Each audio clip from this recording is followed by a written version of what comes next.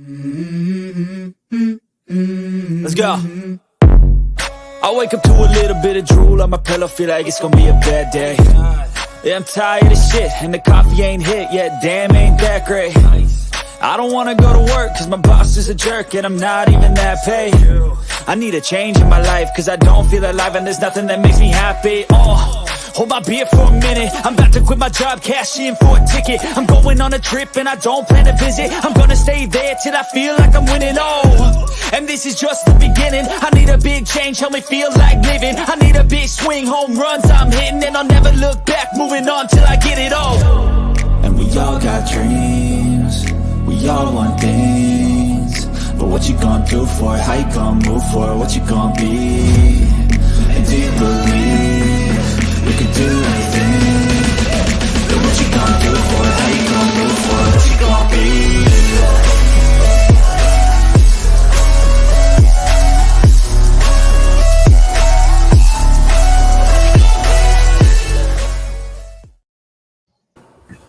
Hello, everybody. Welcome to another edition of Unscripted. Gonzo won't be with us tonight. He's got errands to run. So you got me, you got Babyface Logan. I'm your boy, Jay McLovin. And eventually, he will get in here, Frankie the Yankee. And we will be unleashing at some point when he comes on our new segment called Close to Home. And it's going to be a lot of fun. We're going to be talking about our baseball teams. Logan will be doing the Braves. I'll be doing the Astros.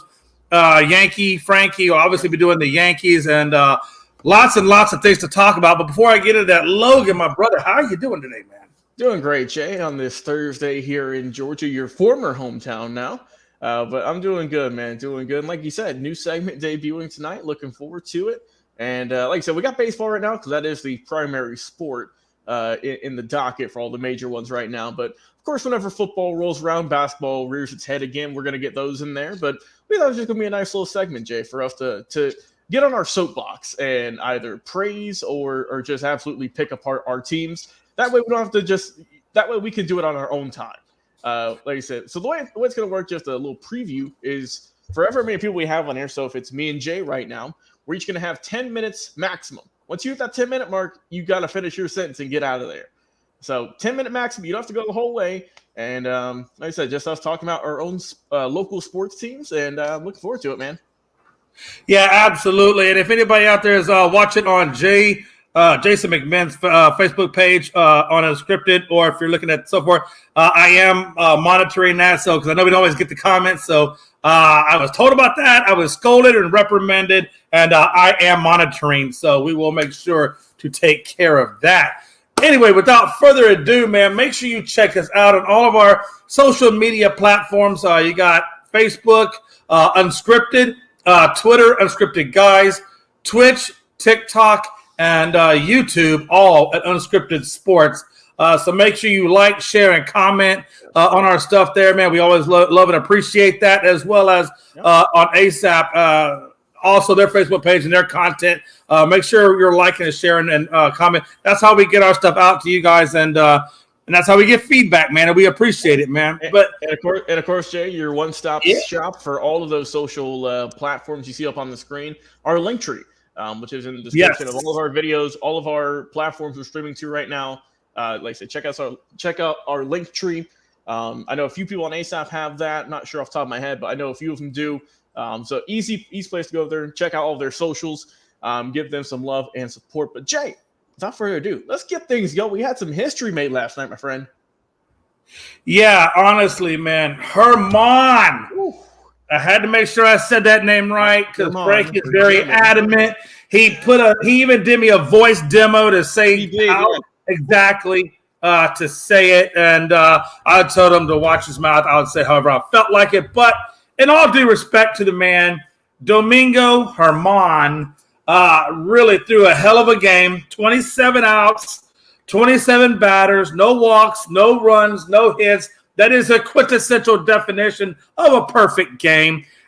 24 people have accomplished that in the history of Major League Baseball, and Domingo is now a part of that select group. He is also the fourth pitcher in Yankee history to also accomplish that. The first one came in 1956 when a pitcher by the last name of Larson accomplished that feat. Next was David Wells, I believe, that did it in 98.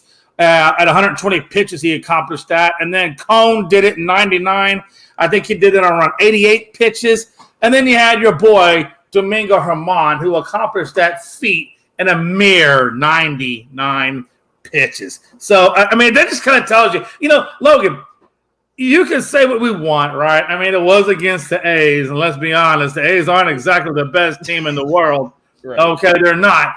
But again, still to accomplish that feat is a hard thing to do, and he did it in 99 pitches. Yeah. Phenomenal, man. Freaking phenomenal.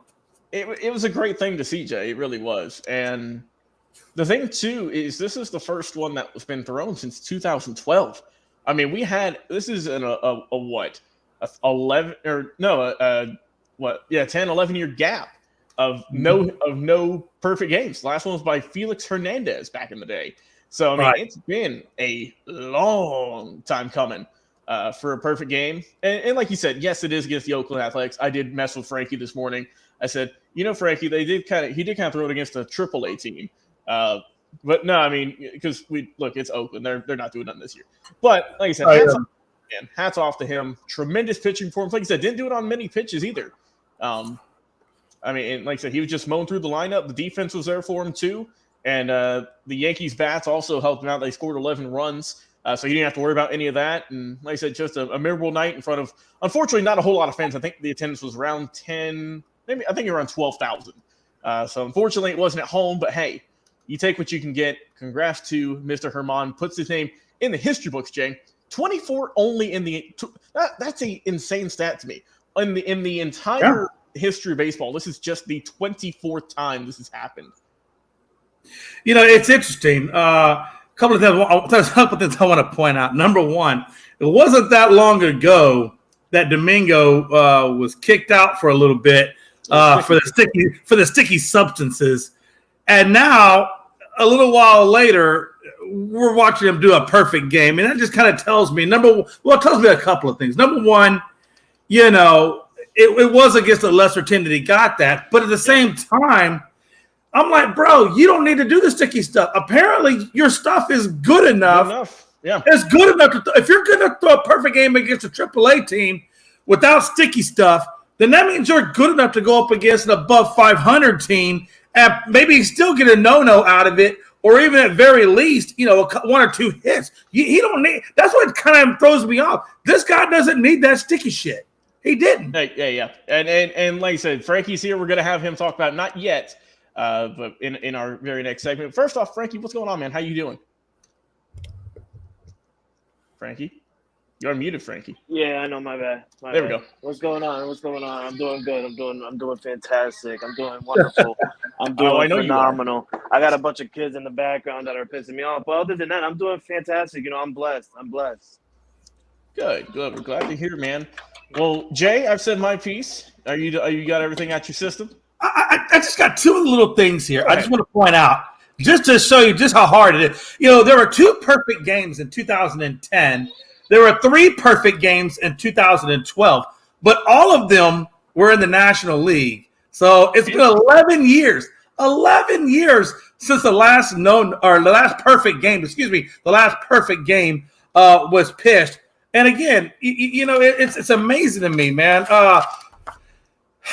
Domingo Germán dedicated that performance. This is what is really amazing to me. He dedicated that performance to his uncle. And Frankie, I know you already know the story. He dedicated that performance to his uncle, who passed away 2 days prior to the perfect game. He threw the curveball 40% of the time, and 20 out of the 27 outs came by way of the curveball. So that just kind of tells you, number one, where his command was. And that's what I'm trying to tell you. If 40% is on your curveball, and you know that the curveball is absolutely a command-driven pitch, and 20 out of 27 outs are with the curveball, he don't need that sticky stuff. Domingo, if you're listening to me, you're a great pitcher. Don't ever do that again. You don't have to. You got caliber stuff. Just trust your pitches and let them do what they do. The last thing I want to say is this. The most important thing to me, and Frank, I think you're going to get a kick out of this, and I know I'm going to say his name wrong, so I'm just going to call him Higgy. And I'm going to call him Higgy because I don't want to butcher this name. But the catcher whose last name is Higgy, or goes by Higgy. Kyle Higashioka. There you go, Higashioka. I told you I don't want to mess it up. The point I'm making, though, is he caught the no-hitter from Kluber in 2021, and then he goes on to catch the perfect game from Domingo in 2023. I just want to point out, yes, the pitcher is an important position, but don't forget that damn catcher, please. Yeah, apparently, they play a damn pivotal role. Good point. All right, now it's out of my system. All right, Frankie. Before we move on, this is your team. Was there anything you wanted to say before we get into close to home segment? I mean, might as well just let them wait for it, right? I'm about to say, hey, that'd be a segue. All right. I'm about to say, that's a segue right into what we're getting ready to talk. I was about to say, let's hit it.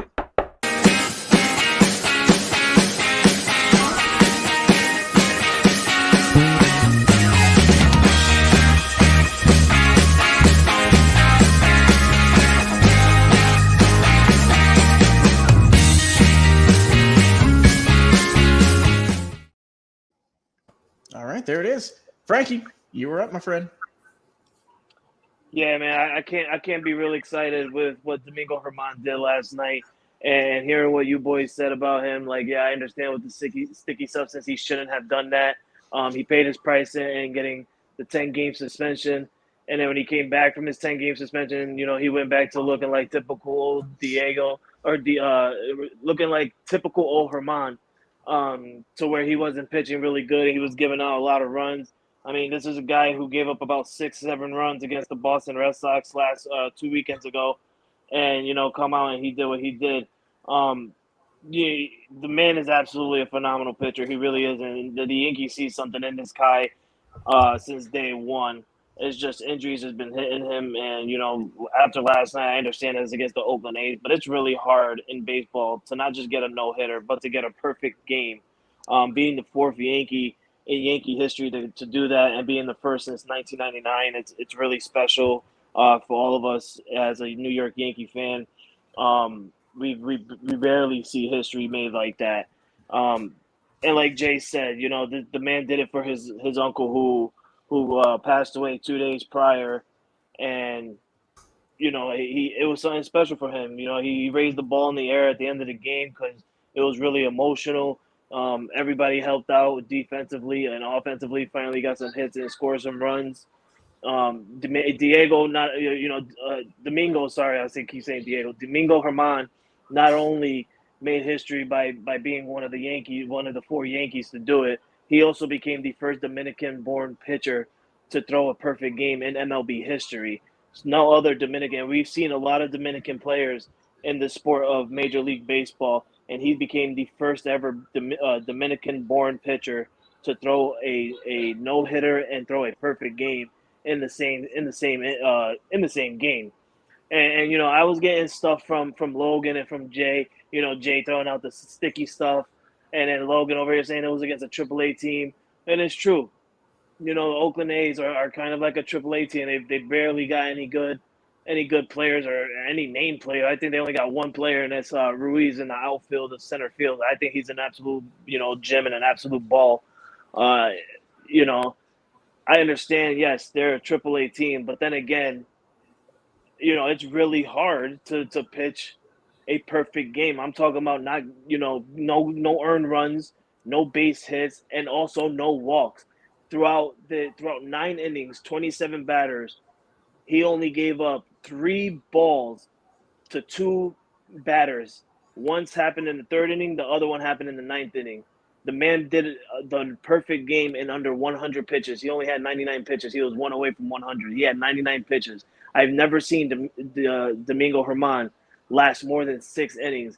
And I literally wrote Jay, and I said to Jay by the 6th inning, I said, Domingo Germán is done. Jay told me, he said, no way. He said he's only around like 65 or 75 pitches. I'm like, yeah, but Aaron Boone, he doesn't leave Domingo Germán out there more than 6 innings. The man went out there in the 7th inning, did what he did. Went out there in the 8th inning, did what he did. By the 9th inning, I'm over here in my shaking, my shaking legs and syndrome type thing, and I'm over here texting Jay, and I'm like, "Hey man, 3 more outs," and Jay's like, "Relax. You can, it might not happen if you keep jinxing it." And sure enough, we got it, baby. I'm happy for Domingo Germán. I'm happy for the New York Yankees. We actually got the series win today against the Oakland A's, beating them again today by a final score of 10-4. Now we're getting ready for a weekend series against the St. Louis Cardinals, baby. Let's go Yankees. Good job, Domingo. Congratulations. And keep up your stuff, brother.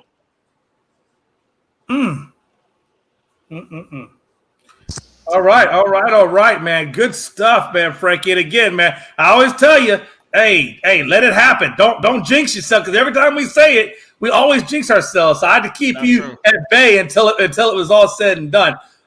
Next up, talking about the Atlanta Braves, we got Mr. Logan Landers. Oh, Frankie, I know you say you were feeling good, my friend, but I'm feeling great also. Hottest, well, you can probably say the hottest team in baseball. We had that series with Gonzo and crew. Unfortunately, to our dismay, there was that bet with Chris, Tony. If the Reds either beat or swept the Braves in their series, that one of them would wear a wrestling mask. Well, the Braves said, not today. That ain't happening. They got one. That's all we let them get. In the month of June, fellas, I did some digging. The Braves have lost a grand total of 5 games the entire month.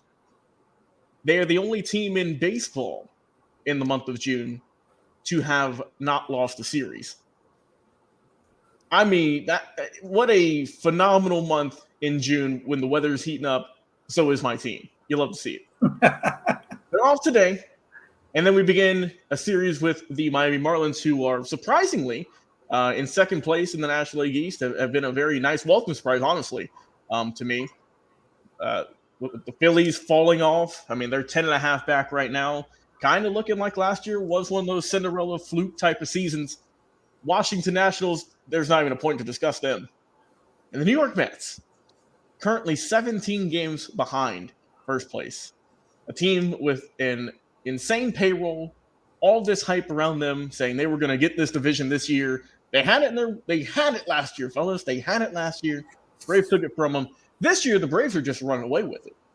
They are tied with the Tampa Bay Rays in Frankie's AL East division for the best winning percentage in baseball right now. The Rays have played, I think, 2-3 more games, give or take, but winning percentage is still the same for those teams. Everyone's hitting right now. Everyone's doing great. Acuna is on track for a phenomenal season. I mean, they're projecting him to go 30, 40 home runs and 70 stolen bases potentially, which is unheard of. I mean, he's top vote getter in the All-Star game for the National League side, and he has been lights out this year. But I think with as much attention as he gets, I think some of the other guys on the roster don't get as much love because they're not as flashy. They don't have that media hype around them like Acuna does. But, I mean, Matt Olson, talking about athletics just a segment ago with Frankie and now coming over here. I mean, he's been phenomenal for the Braves this year. I know the batting average isn't, tremendous. It's 237, but he's leading the team in home runs with 26 on the year. So you'll take that average dip for home run power any day of the week. I mean, Jay, you have Yordan Alvarez, who we know isn't the most insane. He doesn't have the best averages, but if he hits you 40, 50 home runs, you don't care.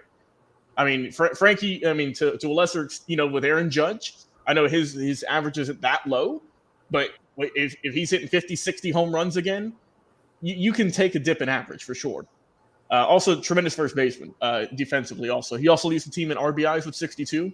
Acuna was leading the way in everything else. 331 average throughout 80 games this year. 107 hits and a 408 on-base plus slugging on the year. Also, some other guys. Austin Riley continuing his hot streak, hitting a good 265. Ozzie Albies also saw 261 with 18 home runs also. And a welcome surprise with Orlando Arcia, who is our average guy, hitting 303 on the year, a top vote getter in the All-Star game for shortstops, which I didn't see coming.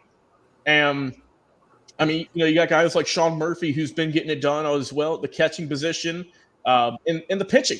I mean, our pitching has been it's been riddled. I would say riddled, but there has been times this year where they've been injured, and you've had guys just come and step up. I mean, Bryce Elder, for God's sake, who came in the other day, had a great day. I mean, he's doing great. Spencer Strider is electric. Currently has 146 strikeouts, which I don't know if that's first in the MLB. I think it might be. I know it's top 5. I can say that for sure. But he's been, continuing his dominance coming over from last year. Charlie Morton, kind of hit and miss. He's been good in some aspects. Some aspects he's a little iffy, a higher ERA, but I mean, it's kind of just a revolving door of starting pitchers right now. But the bullpen, I got to give them credit. They've been doing work. I mean, there's a few kind of bad eggs in there in a way, but I mean, AJ Minter, he had some really rough outings about 20 games ago, but he's really turned it around. I mean, Kirby Yates, he's getting back on board. You got guys like Nick Anderson, AJ Minter, and a few others who have just been kind of welcome surprises. But all in all, put a nice little bow tie on this. I think the Braves have been great. I mean, they are probably the hottest team in baseball. And I hope that they can continue this going into the All-Star break here in a few weeks and keep their momentum going after, because we all know what happened last year with them, and they weren't looking so good in the All-Star break. And they came out of it and they were on fire. So hopefully there's not a reversal of fortunes this upcoming year. But I'm very pleased with them right now. I think it's been great. And like I said, I'm excited for him. Hopefully they can keep it up. And also, too, Jason, since I still have the floor, Atlanta Hawks. I don't think we talked about this. I mean, I wasn't in the show. John Collins is out of there. He is gone. He got traded for bag potato chips, pretty much. And sad to see him go. Sad to see him go. I mean, I knew it was inevitable. The Hawks did it, obviously, for trading or for cap space, because with the NBA really getting strict on cap space, I don't know if it's this year or the upcoming year, I forget which one, but they had to dump salary somewhere. So whether it was going to be Murray or if it was going to be Collins, it was going to be one of those guys pretty much. So they got rid of Collins for, they traded him to Utah for Rudy Gay, which Rudy Gay I think he's a solid player. Obviously, he's been around the league for over 15 years. I mean, you got to have a good bit of talent to be around the league that long and still play. Sorry, Udonis Haslem. But I think he's more so there to be a locker room guy. He's obviously the veteran of the team now, being, I believe, 36, 37, give or take. He's up there in age. But I'm curious to see how this team's going to go, because it's a lot of young pieces. I mean, this is a super young team. I mean, you got Trae Young, DeAndre Hunter, Okongwu, and a bunch of other guys. I know Murray is almost 30, give or take. But it's an interesting team. I think they have a decent core. I'm excited to see if they're going to get anyone, make a splash in free agency, perhaps. But I mean, I'm not saying this is going to be a team who is like in 21, who shocked the world, had that really good run in the playoffs. I can't say I'm confident in seeing that, but I don't think they're going to be as stagnant and as rough as last year, how they were that pretty much just up and down the entire year. I think that they've got, if the young pieces continue to develop, like the Trae Youngs, Hunters, all the guys I've mentioned before, Jalen Johnson, if they continue to develop, I think this team could be good in a couple of seasons. But for now, I see them kind of being – I still see them being in the playoffs, don't get me wrong. But I still see them being, 5 seed and below for the foreseeable future. And so, like I said, unless they make a splash in free agency, but that's too early to tell. But overall, like I said, happy for the Braves. They've been doing great. Hawks, interested in what they're going to do in free agency, who they're going to pick up. Sad to see John the Baptist go, but what a good run it was with him. But best of luck to him in Utah, just not against us. Jay McLovin, the floor is now yours, my friend. Talk about your Houston Astros and anyone else you want to shout out. Yeah, absolutely, man. So I'm going to give you a little State of the Union on the Astros. I call this segment Slow Start. You might call it Out of Sync. Some may call it What the Hell. We were 2022 World Series champions. We come out this season, got some injuries, but that's not really why we're off to a slow start. I think we're off to a slow start because guys are they're not as hungry. I don't feel like we're as hungry right now as what we were last season. Let me just kind of start off like this. If you look at our team batting average, we're not doing all right. We're not doing bad. We're hitting 245 as a team. We ranked 18, I think, out of 32 teams. So we're like middle of the pack offensively. Our on-base percentage is right at 315. Our on-base slugging percentage is around 716. So it's not bad. The problem with the Astros, and I'm going to get into it a little bit more, but the problem with the Astros is our ERA is at 3.58. It's not all right, ERA. It's not great. It's all right. The problem is last year we were under 3. Our ERA as a pitching staff, starters and relievers, setup men and closers, all encompassed, was under 3.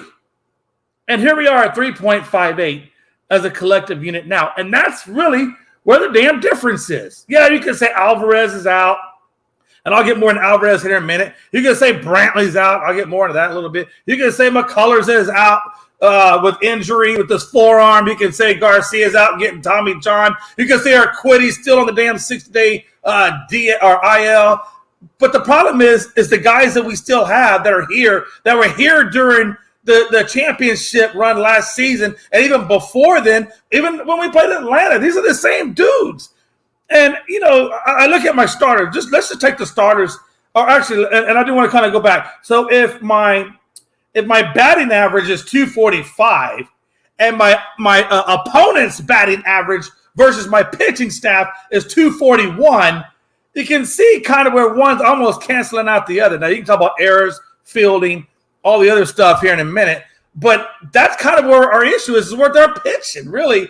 Valdez is, you know, he's still doing well. The guy's pitching 249, got a whip at 1.05. Got an on-base batting or opponent batting average of 225. So he's not really truly the problem, even though last night he kind of struggled against St. Louis. We did rally back. We did come back. We did kick the crap out of him at the end. We did win the series against St. Louis. But the problem is it's the other guys that, in my mind, aren't really doing what they're supposed to do, right? Javier, he's okay. He's pitching 325 or 3.25. Got the same opponent batting average of 225 like Valdez. You know, and his whip is at 1.12. So our top two guys are, you know, still doing what they did last season. You know, I think Javier had a little bit better ERA than what he's got now. But for the most part, you know, he still looks like Javier. Now, let's look at Brown. This is kind of Brown's rookie season. So I'm kind of giving him a little bit of a credit. He kind of dipped his feet in the water last season, their championship year. He started 2 games with an ERA of 0.86. Now he's got a full mix in there, and he's got an ERA of 3.62, which is terrible because I think Brown is better than this. He's got a whip at 1.20, and his batting average is not bad. It's like his opponent's batting average is 3. His batting average is 232. So, you know, he's not giving up a lot of runs, but the problem is where we go after Brown. You got J.P. France with Jim Cross down there and off the bench, covered him out of, I think it was out of Mississippi State, was saying that he really wasn't that great of a pitcher, and it's kind of showing now a little bit. France he's given up 9 home runs. He's got an ERA of 3.54. He's got a 243 opponent batting average. So, but then we look at Belak, and this is really the last of the starting pitchers that we have. And Belak he's just playing bad. He's given up 10 home runs. He's got a 4.37 ERA, 1.61 whip, which is atrocious. And then he's got a damn opponent batting average of 305. Let that sink in for a minute. Our last 2 pitchers, France and Belak, are 243 and 305. One gave up 9 home runs. The other one gave up 10. And they don't have a lot of starts under their belt. They really honestly don't. But that's just kind of where we are right now as a pitching staff, as a starting pitching staff, is we got 3 truly bona fide rookies with 2 guys with true championship caliber pitching experience. So you can kind of see one of the cracks in our pitching right there. The other one is you look at Blanco, our relief pitcher, who's got a 4.63 ERA, 1.51 whip, 261 opponent batting average. You go to Montero, if you know Montero, he was involved in 2 no-hitters. One, Frankie saw right before All-Star break, and the other one you saw in the postseason. I think that might have been against Frankie. No, I think it was Frankie's team. I think it might have been a different team. But either way, he's been involved in 2 no-hitters. And yet the guy gets the contract and then he goes up with a 7.76 ERA. Really? This is what you give me. I give you the contract. You go from two no-hitters. You're doing well. And then you give me a 7.76 ERA before the All-Star break, a week before the All-Star break. This is where you're sitting. You got a damn whip of 1.82. You're worse than the rookies right now. And then your batting average, your opponent's batting average is 336. This is what you're giving me after I give you the contract. You're worse than the damn rookies, Montero. Then you go to the garbage guy, Martinez. I never have liked Seth Martinez. I didn't like him when they brought him up. I sure as hell don't like him now. Again, 4.65 ERA, 1.45 whip, and a 254 opponent batting average. Garbage. Montero, garbage. Blanco, garbage. Now I'm giving you the weaknesses.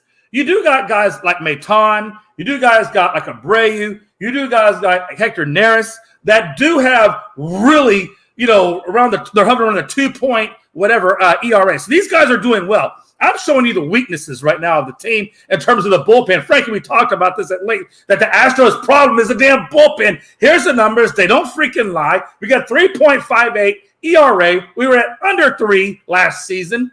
And this is why the Astros are struggling to get back into the damn wild card. Hell with the division. Just get me into the wild card.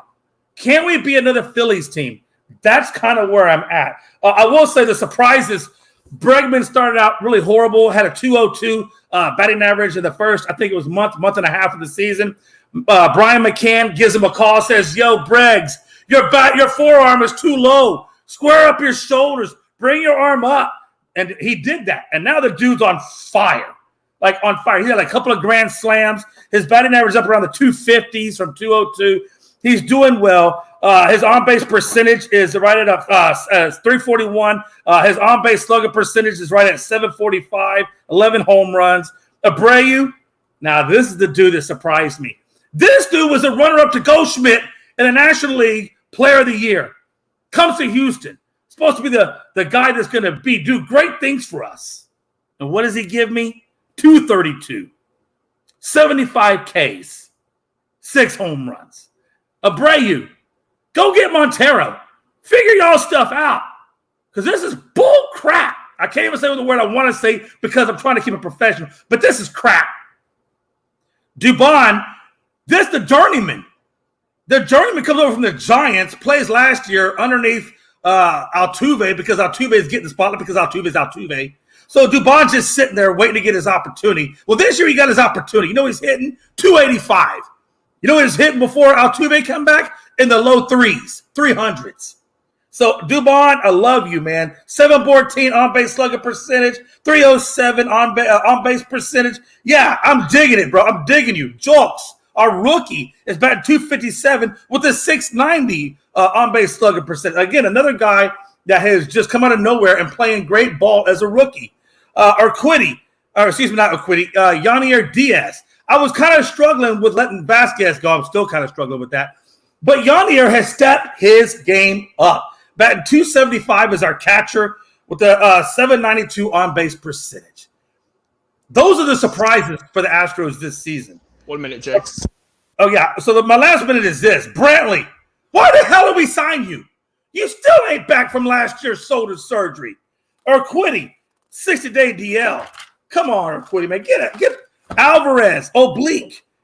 Hitting off the tee, took soft toss. Garcia, you know where he's at. McCullers, Jesus, I don't even know why you're even on the team anymore with all the crap you're going through. But Alvarez, just listen to this. June of 23 oblique.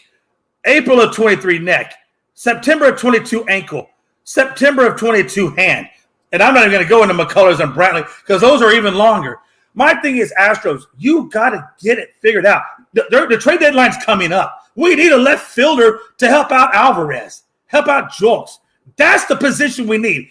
As for the bullpen, figure it out. I'm done. All right.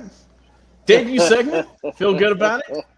I love Jay right now. Like, I've never heard Jay give his team so much shit. I'm sorry. And Frankie, we get to hear it 2, potentially 3 times a week now. We don't have to wait till we get a topic about it. We get this every show. So, hey, and the funny thing is, before we get into Otani, I didn't even tell you the quality starts. That was I must say that for next. Save that one for our next show. Yeah. I'm about to say this. I don't believe it, man. What a funny time. But let's get into some Otani. Holy crap! We just talked about Domingo Herman and what he accomplished. And by the way, Frank, I still want to tell you, man, congrats, bro. That was one hell of a win and one hell of a perfect game. And as you saw, Domingo Herman made history as the 24th guy in MLB history to do that feat. Now let's talk about Otani. There's another guy that made history. We had 2 history-making pitchers. Otani fans 10 and gets 2 home runs. He does it with a cracked nail. Remember last night when the A's dude went down with 3 pitches? He had a little tingling. This dude fanning 10, 2 home runs, and he got a cracked fingernail. What a time to be alive, man. Again, the dude with 3 for 3, plus a walk, 2 RBIs, fans 10, 6 innings, 4 hits, 1 run, 2 walks. Now, his ERA is kind of not as well as I'd like for it to be. He's got a 3.02 ERA, and he's 7-3 for the season. But I want to point this out real quick. He's the first American League pitcher in 60 years to homer twice and strike out 10. He leads Major League Baseball with 28 home runs, on pace for 50, maybe possibly 60 if he can get hot, or a little hotter than what he already is. He's the last player to hit 2 home runs in fan 10 since Pedro Ramos for the Cleveland, at that time, Indians on July 31st, 1963, for guess who? None other than the Angels. And a double hitter. Let that sink in for a minute. Otani, great job, man. Great job. 60 years since 63 against your team, we see another 10 fan, 2 home runs. Logan? Yeah, Jay, I mean, this dude is we've really, obviously he's been hyped up since he came into the league, and he has been as good as expected, plus more. Jay, and we say this every freaking time. How are the Angels so bad? Dude, you have 2 of the best players that baseball has seen, maybe in its history, for sure in this current era, and they have yet to win a playoff game. Mike Trout's only been to the playoff once. 1 series, and he's been in the league since, I think, 2011. Maybe a little earlier, but still, it's been over 10 years. Otani's never been to the playoffs, Jay. I mean, my God. And they're running out of time. That is a very small window he has to figure out, well, are we going to keep him or are we going to trade him? Because you haven't built around him. You tried Rendon. We saw how that went. I mean, everyone's forgot about him. Pitching staff is what's been killing them for the last 10 years. But if it wasn't for this guy, the Angels would be obsolete.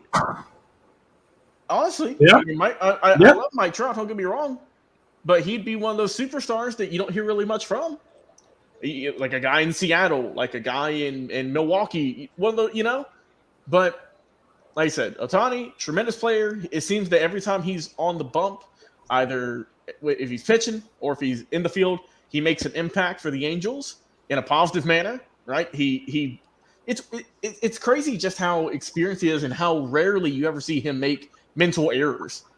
I mean, he's a polished baseball player in every sense of the word. And I mean, like I said, I love watching him play.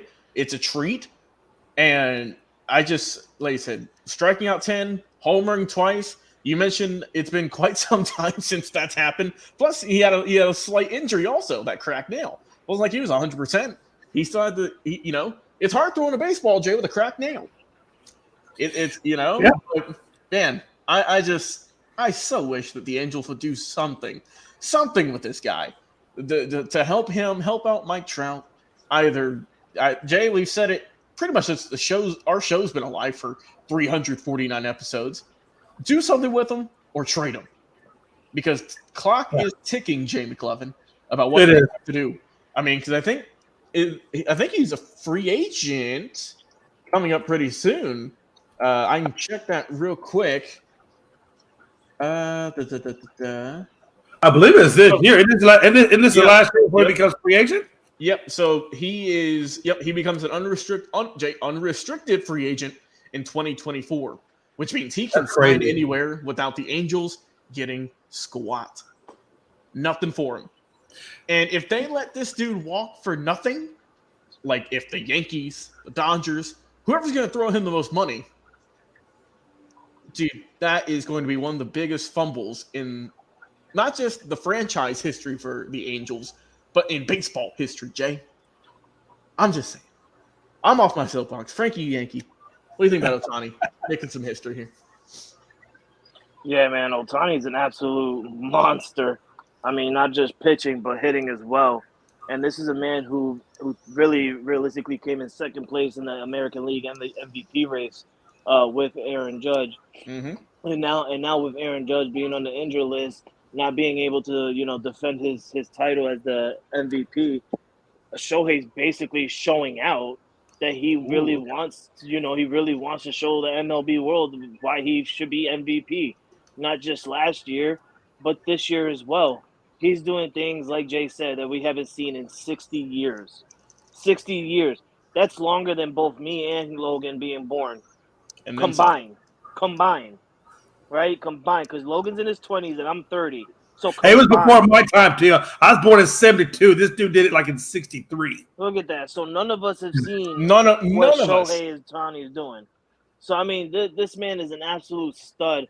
And he deserves everything that's coming his way. Honestly, if this man re-signs with the Angels next year, I'm gonna be pissed. I'm gonna be pissed because I know for a fact that this man. I'm not saying that because I want him to become a Yankee. I'm pretty sure. I'm 100% when I say this that every single body in the MLB world is gonna want this man on their team.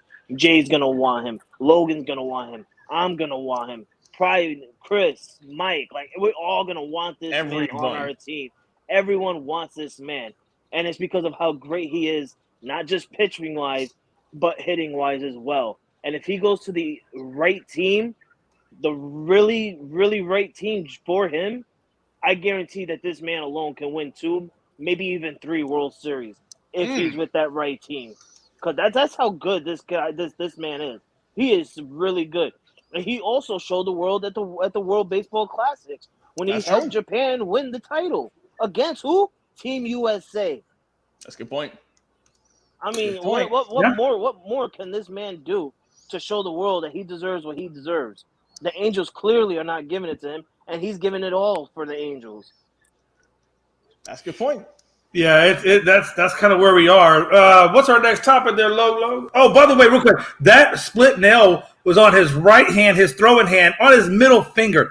Now, Frankie, part of that grip is really heavily dominant on that middle finger. And you can only imagine, they use those fingernails to grip the dang ball. So you already know, the cracked nail?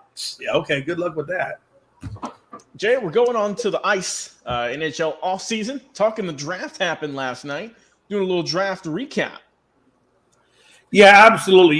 We talked about Bedard. That was just really kind of the easy pick. I kind of wanted to look kind of where everybody went in terms of us. I didn't have a dog in the fight until I think it was around 61, and we took Tristan Bertucci, the defensive guy out of Flint. I don't know, man. I gave us a D. I gave the Stars a D only because, number one, we didn't have really a whole lot to draft with. And number two, we really drafted pretty damn late. So it's not like, our guys, they're not really difference makers. They're just kind of middle of the rung pack guys. So, yeah, I didn't really do the Stars, they got an okay guy. They got a defenseman. I don't really expect him to make a huge impact. So we'll see if the guy even makes the team. I really thought, Logan, you drafted okay for where you were. I think at number 30, you were drafting the Hurricanes, Bradley Nadeau, which that was a left wing. Yep. I think he's out of he's going to University of Maine. He's going to University of Maine. He just committed there. So he's a good playmaker, deceptive. I think you'll get something good out of him. I kind of graded your team at a B. Again, just because where you drafted a left wing, I think a right wing, but they're all kind of late guys, light guys, but high upside. So we'll see if your upside and your gambles pay off. They're kind of smaller guys, but they got a really good skill set. So we'll see where you land with that. And then, of course, the Bruins, again, the Bruins were kind of in the same spot the Dallas Stars were in. You guys didn't draft until like damn near 92, and it just wasn't a whole lot truly available where you were drafting. So, Frankie, don't get mad at me when I give you a D, because I gave the Stars a D+. I gave you a D not because of who you selected, but just how late and how small amount of pick you actually had. So that's why I kind of gave you a D there. But other than that, man, I think the Bruins drafted Christopher Pelosi, the center out of the U.S. Hockey League. And, of course, Logan, you drafted at 94 with Jaden Perreault, that right wing. So you drafted a lot of wings. Frankie drafted a center. I drafted a defenseman. Neither one of us really, I don't know. I think Logan had the better end of that deal. Logan? Yeah, no, like I said, I'm glad with the selections they got with obviously Nadal being their only first round draft selection. Left winger, like I said, I think he's got some good upside. Day 2, we got a lot of guys, Jay. We had probably about maybe 8 or so guys whose names I'm not even going to try and pronounce. I'm going to learn them in the offseason before I know before opening night, because that's what we do here. But like you said, we got a few wings. We got a couple of right wings, got a defenseman or two. But like I say, I think overall they went guys who were good with scoring, good on the puck, good with not giving turnovers away and whatnot. But I think, like I said, I like the way that Carolina got some guys. They got some super competitive players. And like I said, I think a B is solid. Obviously, you didn't get one of the top picks in the draft. But I think overall, like I said, going at number 30. But they still got some solid players, I think. And, we'll see who will stand out. Yeah, absolutely. Frankie, I think me and you, man, I know you specifically more than anything. I mean, your team last year was the hottest team in the regular season. You kind of petered out a little bit against the Panthers, but again, that Panthers team was incredibly tough. But I think you guys got the right team. I don't really know if this draft really meant a whole lot for you because your team is just really good. I think you just need to come back next year, regroup, and just do the whole thing over again. But what was your thought process, man, on what your team and how they did, and just the draft as a whole?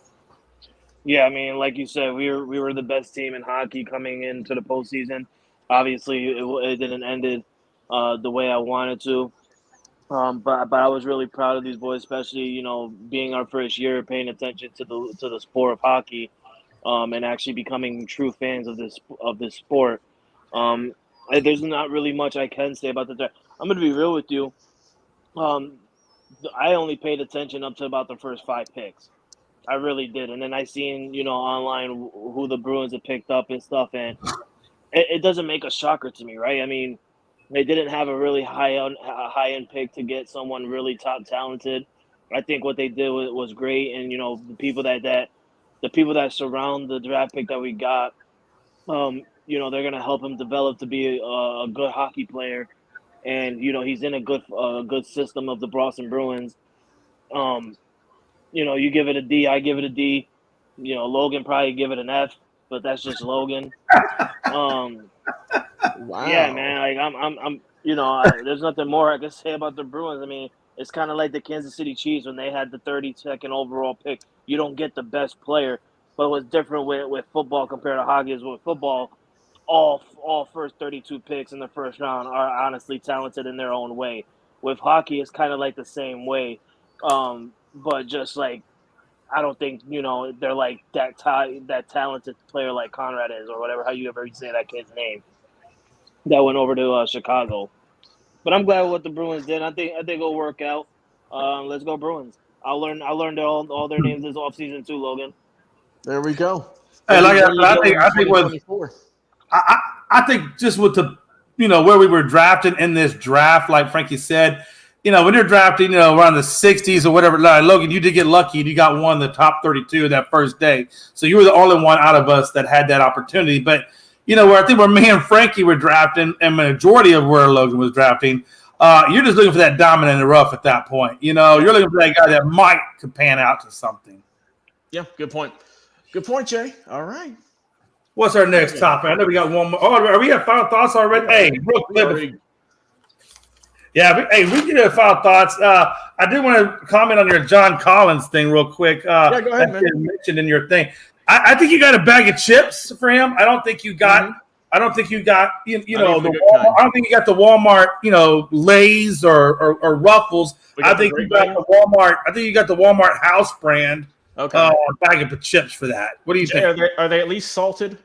No. No. Oh man, No. I don't get any seasoning. Hey, Logan, they use imitation salt. You get the imitation. Okay, you get imitation salt. We don't get the Himalayan pink salt. We just get the basic table salt, huh? You get that stuff that comes in little packets at Dairy Queen. Oh, we get the salt packets on the table. Okay. Hey, you know, it is what it is, man. To quote you.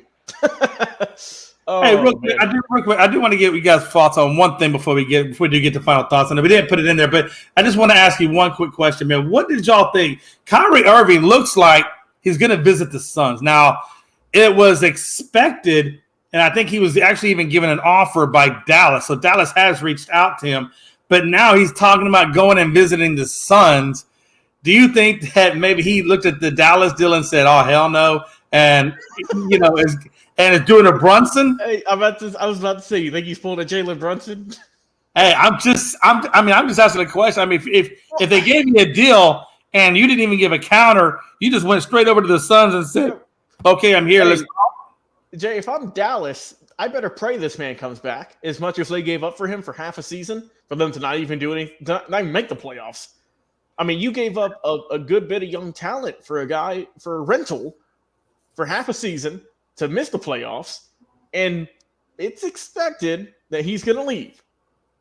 I don't understand that logic. I really don't. Now, going to Phoenix Suns, a team who we've said since Durant got traded there, their starting five, absolutely tremendous. Booker, at time Paul, Ayton, Durant, I mean, those three alone were phenomenal. But their bench absolutely sucks. There's no sugarcoating it. So you can get Kyrie if you want to, but you got to boost that bench up. And you're not going to have the money to do so, Jay, because you're going to be paying these guys boatloads upon boatloads. I mean, Durant, Booker, those two alone are some of the highest paid players in the league. Ayton. Don't forget Bill. Bill's like on a $200 million deal. Jay, I don't know how much he's got left on that deal, but all right, Jay, I'm not even going to front, Jay. I completely forgot about him. Bradley Beal. Bill's on a huge contract. See, this is what Phoenix does, man. They make me forget about people. But yeah, I mean, is it an all-star lineup? Obviously, starting five. It's tremendous, top to bottom. But I don't know, Jay, because that cap space they are going to have to eat. They don't have a draft pick until, what was it, like 2034 or something? I texted Frankie or something that day. I said, all right, Frankie, we don't have to talk about the Lakers not having draft picks anymore. The Suns have done blowing them out the water by 10 years. So that talking point we had for 6 months is no longer valid, unfortunately. Frankie, we had our fun, but it's now moving over to Phoenix because finally they have a present. Do they have a future? I don't know, because look, Durant, he's getting older. Let's not lie. He was drafted in 2007. He's been in the league for over 15 years now. I mean, Beal's been around since what, 2013 maybe? Something like that. It's been a minute. Yeah, my question is just simply this. I mean, even if you look past the age, even if you look past the money, right? And Frankie, I'm going to give you this question because I'm really curious to see what you think about. Look, you know all about ball dominant type people. You got Kyrie Irving. How is Kyrie Irving going to work in this offense? Because you know he's ball dominant. You know Kyrie's ball dominant. You got to get Booker the ball. You got to get Ayton the ball. You got to get what's his face? Bradley Beal the ball. Yeah. How's Kyrie going to – look, on paper, at every position, it's the damn dream team. I'm about to say, 2K, they're going to kill Kyrie going to come into this and make the chemistry work to where everybody can be successful? I'm going to be real with you. It's going to be confusing to even bring Kyrie Irving in because if you think about it, both Bradley Beal and Kyrie are point guards. That's true. Yeah. Devin Booker is a shooting guard. You're not going to sit here and tell me, oh, well, you could put Kyrie at point guard or shooting guard. You could put Bradley Beal at point guard or shooting guard, and you could put Devin Booker at small forward. Yeah, I would love to see that. I would love to see Devin Booker go up against LeBron James and all these big small forwards. Like I don't think one of them are going to have to ride the bench. One of them are going to have to ride the bench, and it's most likely going to be Bradley Beal. That's exactly what I was thinking. And also another point, just to echo that, fellas. What defense is going to be played? What bench players are going to come in, Logan? Exactly. Logan, I got one better for you, Logan. Okay. Look, I got one better. Bradley Beal has been quoted as saying, coming to Phoenix Suns has rejuvenated him, and he feels re-energized. All that to say that if they do hire Kyrie Irving, just like Frankie said, I got re-energized only to ride the bench and come in as a second unit. Okay, that's going to work out well. Not only did he say that when he got traded to the Phoenix Suns, he said that when he signed a freaking multi-year contract and got so much money with the Wizards. This money I just got, it re-energized me. I mean, hey, to be fair, if I got that type of money, I would say the same thing. Let's be real here, Frankie. We'd all say that. Listen, we'd all should. Man, I'm gonna stick with my. It's not a prediction. It's definitely a spoiler. Thank you, Paul Heyman, because I'm going to be real with y'all. Since day one, I have said Kevin Durant is a what? He's not a bad player. He's not a bad he's garbage. He's a bum. He is a bum. He is a bum. He's not even garbage, Jay. He's not even garbage. He's the overfilled dumpster that the garbage man don't even want to pick up because it smells so much like. Yeah, you know what I was going to finish. I want to be polite. I don't want to be all Frankie, family friendly fun here. Yeah, I'm trying to, but like KD, in my eyes, KD's a bum, and I know I'm gonna get so much hate from this, but I stick behind from what I said since day one. You guys, since you first met me, you guys know how much hate I have for KD, and it's not because I hate the man outside of NBA and how he is, and I feel like I'm the only one that knows how bad KD is behind the sports of NBA. But the man, he honestly shows it on the court. Nobody likes to see it because they're too confused with his quote-unquote best ball skills type thing. But listen, KD's a bum. He's a bum. He got 2 rings because he went to Golden State Warriors. What he do after that? He went to one playoff series with the Brooklyn Nets and lost. Yeah. Or no, he went to 2. They lost. He went to 2. Right? Oh, he did more than just lose. He did more than just lose. He got embarrassed. He lost to Milwaukee. Yeah. And then he got swept by the Boston Celtics. Yeah. Listen. Well, hell, what did he do before he got there and after? Nothing. Buckus. It's ridiculous, and I feel like the only person that I was able to open the true eyes of KD was Jay McLovin and Rob Scott. Those 2 men. Last year, they were thinking I was talking crazy. By the end of the season, I changed their thoughts, I changed their eyes, and I've changed their minds. And now they see the same thing that I see. It's trueness that KD is a bum. He's a bum. The man can't do anything. And then you're going to bring in Bradley Beal and now saying you're going to bring in Kyrie. So you're telling me, and it pisses me off. And I know we're going to final thoughts, and I know the show's almost ending. But what pisses me off is that the entire world wants to go ahead and ban or banish or however you say it to LeBron James for trying to quote unquote be on so many super teams, but yet they don't want to talk about Kevin Durant. Nobody wants to talk about Kevin Durant, a man who went to the Golden State Warriors to be in the form of a super team, a team that was already a super team. You just made them a little bit more better. Okay, they would have won that championship without you. No doubt about it. That's true, though. I really believe that too. Hold on. Frankie's spitting right now. and then you go to Brooklyn, who you already teamed with Kyrie. Now you're trying to bring him to Phoenix. You already teamed with him in Brooklyn. It didn't work. Exactly, Logan. And you think bringing him to Phoenix is going to change something? Oh, I forgot. It's because they don't have James Harden or Ben Simmons. They got Devin Booker, and now they got Bradley Beal. So apparently they're so much better now. It's ridiculous. You're a bum, KD. You're a bum. Everybody in this world that we call Earth, or on this planet that we call Earth, they need to stop trash talking to LeBron James about his quote unquote super teams that he's always in, and start looking at Kevin Durant, who always wants to be on a super team but can't win it without Steph Curry and Klay Thompson and Draymond Green. Yeah. All right, man. Let's get into some final thoughts in here, man. Frankie, since you kind of left off, we're going to go bottom up to the top, man. Give me your final thoughts. I know what you said about KD, but what else final thoughts you got out there, brother? Hey, breathe real quick, yo. I was about to say, you gotta get his breath. He's bringing so much hate out of me that it's like, All right. My final thoughts. The Yankees won the series against the Oakland A's. They did what they had to do. Mm-hmm. They are moving on to go ahead and face the St. Louis Cardinals this weekend. It's going to be an interesting one. It's going to be between me and Randy again.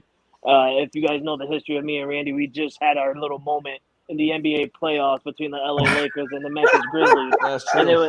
And it was really interesting. So get ready for baseball time this year, because this is the first time that Randy and I are going to get not face to face, but be talking back and forth with baseball. And I can't wait for that one. I'm also watching the right now. I don't know if I'm already late on watching it. It looks like it's past due or whatever. But the Capital One, the match with Patrick Mahomes and Travis Kelce versus Steph Curry and Klay Thompson. I'm looking at that right now. I'm watching it. Also in breaking news with the New England Patriots, they have re-signed Jawan Bentley to remain in New England Patriots for 2 more years on I think it was like a $10.5 million contract with $4 million guaranteed. And I am being told by both Devontae Parker being signed last night and Jawan Bentley re-signing tonight, it does not mix in with the potential signing of DeAndre Hopkins. So I am waiting for DeAndre Hopkins to make an announcement on which team he's going to go to. He's not making it yet. Yeah, he's not making it yet because training camp don't start till the end of July. So hopefully by the time of mid-July to close to the end of July, we will find out where DeAndre Hopkins ends up. Yes. All right. Jay, I also have some breaking news. The MLB All-Star voting has concluded. All the starters have been revealed. Let's go through the list here. We'll start with the American League, Jay McLovin. Okay. At catcher, we have Jonah Heim for the Texas Rangers. First baseman, Yandy Diaz from the Tampa Bay Rays. Second baseman, Marcus Semien, Texas Rangers. Third baseman, Josh Jung, Texas Rangers. Shortstop, Corey Seager, Texas Rangers. In the outfield, you have Mike Trout on the Los Angeles Angels. Aaron Judge from the New York Yankees, who was injured, so we'll see if he's playing in that game or not, but he did get voted as a starter. And the other outfield spot is Randy Arozarena from the Tampa Bay Rays. And the designated hitter is, of course, Shohei Ohtani. Over to the National League, catcher Sean Murphy, Atlanta Braves. First baseman, Freddie Freeman, Los Angeles Dodgers. Second baseman, Luis Arias, Miami Marlins. Third baseman, Nolan Arenado, St. Louis Cardinals. Shortstop, Orlando Arcia with the Atlanta Braves. Outfield, Ronald Acuna Jr., also Atlanta Braves. Then also in the outfield, you have Corbin Carroll for the Arizona Diamondbacks. Mookie Betts with the Los Angeles Dodgers. And your designated hitter is J.D. Martinez, also with the Los Angeles Dodgers. So why are the Dodgers players getting into the All-Star? Because I understand Mookie it's Betts, voting. But J.D. Martinez, are you kidding me? And then all of these Atlanta Brave players, like, are you kidding me? So I asked Jay McLovin, you guys didn't get a starter this year. Oh, yeah, hey, I'm calling horse shit on it, man. Hey, I apologize, but bro, look, man, Tucker has a buttload of stolen bases, batting .281, and this dude's not in there. So would you put him over? It'd have to be over what, Arozarena then? But I'm just saying, the dude's batting .281, over 700 on base percentage, like 15 stolen base. Anyway, man, so, I'm let him have it. You know what gets to me? You know what gets to me on that, Jay, is Logan said not one. I don't know if you guys got any players in the All-Star. He said, yeah, I don't got no starters. But that also comes to mind. You got a lot of people that are Houston Astro fans in the state of Texas. So does that mean that your own people in Texas aren't voting? I don't think there's a lot of Astros. I don't think so. This is what it is, man. I mean, I don't know, man. Altuve's batting .279. Little boy's batting .280. What? Hey, it is what it is, man. Hey, you know what? One of the best ways to shut people up is let them have the All-Star break. Let's get the World Series pennant and move on. It's all good. I mean, Aaron Judge is on the injury list and he's still getting votes. I don't know why. I don't know. I mean, nothing against Corey Seager and all, but last time I checked, man, hey, Pena's still the MVP. So I don't know what these dudes are doing. Whatever. Also, Damien, I see Damien. Why isn't Luis Roberts Jr. in the All Stars? Well, I can tell you why. He plays for the White Sox. That's pretty much it. I mean, yeah, that is true. That is true. I mean, if you really look at it, look at the not just the names that Logan have mentioned, but the teams that they're playing on. Most people in the world that watch baseball or even vote for a baseball All-Star break, they vote for people that are on teams that are like basically the Yankees, the Dodgers, right now the Braves, because the Braves have been so hot since about like 2019 or whatever. I mean, they've been doing what they do. They come from behind, but they're winning their divisions coming from behind. They won the World Series in 2021. So, I mean, like, or was it 2019? It was 21. 2021, okay, sorry. So, yeah, in 2021, they won the World Series. So, like, they're being known now around the world. And then also doing what they're doing this year in that division. I mean, people are looking at the Braves. Just and run then away. And then you, excuse me. And then you have all these other teams. I mean, I don't understand why the Houston Astros aren't getting it. I don't know if it's because, of history being made or not history being made, but past history and the world just looking at them as, their past. I don't want to say it because I don't want to upset Jay, and I'm trying to get away from that. But, Jay, sometimes your history does reflect on some of your players and your organization. I feel like that's why the fans don't vote for your guys. But there is some people, like you said, Tucker, that should be in the All-Star starter. I mean, I know for a fact Jordan Alvarez, if he didn't get hurt, he would definitely be an All-Star starter. So I'm looking at the right field. Just so you know, I'm looking at the right fielders in 2020, the top right fielders in 2023 at MLB. And let me tell you who they are. Number one, Aaron Judge. Okay. But he's hurt. Yep. Number two. So he'll get replaced with someone we don't know who. Just follow what I'm saying. Mookie Betts at number 2. Okay. National. So, yeah, American League, National League. Bryce Harper, number 3, National League. Number 4 would be Acuna Jr., National League. Number 5, Fernando Tatis, National League. And then number 6 is Kyle Tucker, American League. So you got the number 2 guy at right field. And bear in mind, he also plays center. Right field, the number 2 guy in right field. And he's not – I'm just saying, man, sometimes people maybe it goes to what he just said. Maybe Kyle Tucker's just overlooked. But you can't overlook what the man does. It's right there. It is. I'm not going to get worked up on this. Say, he might slide into the Judge's spot because Judge ain't going to play. Let's be real here. He ain't going to play. Even if Judge did play, I mean, it just – I don't want Judge to play. Yeah. What the hell? I don't want you to – You've been out since like early June. At the end of the day, man, look, guys, the All-Star break, I've said this a couple of times, it's good to make the All-Star break, but I don't put a lot of credibility in the All-Star break, just like you don't put credibility in the home run thing, because a lot of people will tell you that, and I think we all know this, when you got a guy who's doing well in the season hitting home runs, he goes to the All-Star break, it messes up his swing, he doesn't come back the same way. No, I'm good. You know what? Let these dudes rest. The Astros need to rest. Let's get back from our injuries. And let's attack the second half of the season, because I don't care about the All-Star break. I care about the season. I care about where my team is sitting at the end of all this. So that's the way I look at it. It is what it is. Hey, we are where we are. Right now, we're kicking the crap out of St. Louis 6-0 in the third inning. By the way, J.P. Francis on the mound. And Logan, you got the night off. Chris has got the night off. Frankie, unfortunately, I think you got the win tonight. I think you spanked the A's. I think 10-4 or 10. We already won 10-4. Yeah, that's what I'm saying. So you did well tonight. I did well. I'm gonna do well tonight. I guarantee you. And then don't say that. Don't say that. I got to take my own advice I gave you. Just let it happen. But yeah, man, it is what it is. But we'll see what happens. Hey guys, before we get out of here, man, my final thoughts are: continue to check us out, man. This close to home segment is going to be a staple. We're going to continue to cover our teams as we go forward, man. It's going to be a lot of fun. I can't wait till we get into other sports after baseball, football, basketball. It's going to be. I think this year is going to be a lot of fun. I think for everybody except maybe Logan, football and basketball is probably going to suck. But other than that, chill. What's up, Cowboys fan? Hey, listen, the Cowboys will do great, and then we'll be horrible at the end. It's a cycle of life. It's just rinse and repeat. It's just rinse, recycle, repeat. That's exactly what it is. I'm going to put the button on the pause button and pray for a different outcome, but I know it'll be. Check this out, guys, on our link tree, like we had posted earlier. Unscripted at Facebook, Unscripted Guys on Twitter, and then Unscripted Sports on TikTok, Twitch, and YouTube. And please like, share, and subscribe. We look forward to hearing from everybody. Damian Hernandez, Jay Ness, all the guys that commented from ASAP and such. Much love and appreciation. And man, we'll see you guys next time. What'd you just say, Jay? Yeah.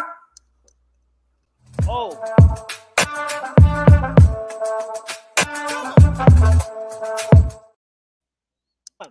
Hold on. Oh. Hold on. What is it? Hold on. What is it? Hold on. What? This Saturday, Money in the Bank. Oh. Money in the Bank this Saturday in London, in the O2 Arena. I'm hoping to get with my boys after the show, or maybe we can do it now, give a little breaking moment for you guys. I know, Logan, you have to work. I don't know if you're going to be able to watch it. But this Saturday does start at 3 p.m. afternoon time, 3 p.m. Eastern time. So hopefully instead of us going live at 1 p.m. for you guys, maybe we'll go live at 3 p.m. and do a little quick watch along for you guys of Money in the Bank, because this is one pay-per-view that nobody's going to want to miss. We're going to watch Prison Dom going against the American Nightmare. I didn't mean to interrupt. Listen, I didn't mean to interrupt. Catch us Saturday. We'll break down more news for you guys on our Unscripted page. Just watch it. We love you guys. Thank you for watching. Sorry. Bye. See ya.